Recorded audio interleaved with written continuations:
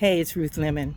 Whenever something comes to me, I think that I should share it while the thought is there. 11 years ago, about this time of the year, I was in the hospital and I had been diagnosed with something nobody wants to hear, the big C word, cancer.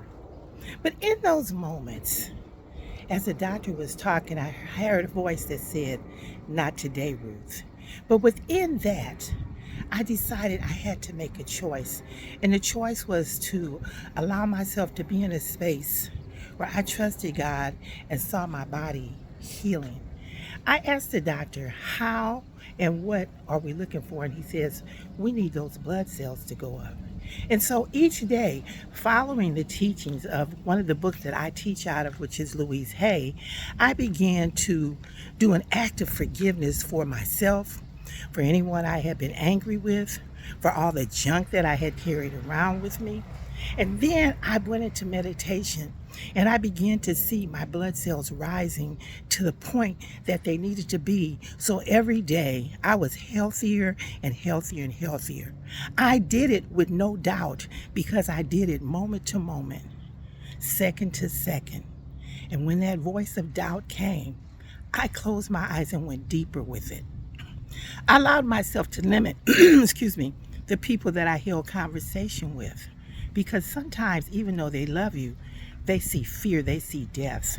And that at that time, I needed to know that God is the healer. And so I limited the amount of people I talked to. I limited the people who came to see me. Some got upset, some don't speak to me now. But guess what?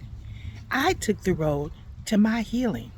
I want you to know that you can be healed. If you're going through something, you got to trust God. I want you to understand one thing. Stop praying once you pray the prayer and listen so that God can tell you the things to do so that you can know what direction to go in. Trust yourself. Trust that faith that you walk around every Sunday saying that you have. Trust those meditations that you say you do every day. Trust that all is well simply because you requested it and you asked and you were given. Remember one thing.